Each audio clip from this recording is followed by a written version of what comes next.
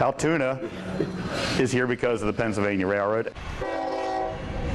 Without the trains, Altoona never would have made it on the map. In the 1820s and 30s, the site for the city was selected because it was in the foothills of the Allegheny Mountains. That mountain or string of mountains was always a hindrance to transportation. So they started out with the inclined planes and things like that, and they realized, well, that was a good stopgap measure, but to do something truly efficient and effective was to build the railroad through the mountains. And build they did. The Pennsylvania Railroad came in and took what was nothing more than a field and laid out streets, built shops, and made it a company town. Then came the task of making it through those mountains, one that a group of 450 Irishmen took on, building the historic Horseshoe Curve in 2 years, completing it in 1854. The curve was one of the engineering marvels of the world. When it was built, it was in the top 10 of the engineering marvels of the world. It's still rather dramatic. It's still, you have to see it to appreciate it.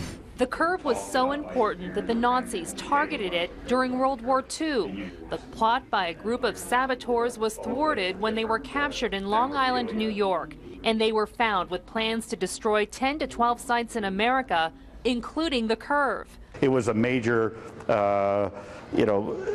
highway of commerce, and if you would have wiped that out, going the alternative routes or making the adjustments would have greatly delayed the war effort, and who knows what would have happened if the Americans didn't ramp up as fast as they did in the war. From the war effort to getting goods distributed nationwide, the curve and railroading is part of what makes Altoona, Altoona, drawing people from all around to see and feel the 70 trains that roll down the tracks every day. I can well remember hearing the old steam engines come, and I lived close enough to the tracks that I could hop on my bicycle and scoot down and watch the old steam engines go by. And yeah, I remember that. It's great memories.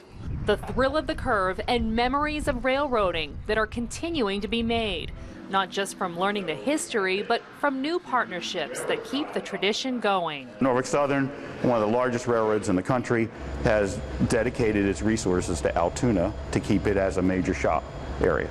There are programs with Penn State Altoona, with Norfolk Southern for actual engineering and other railroading careers, and it's still the blue-collar railroad town.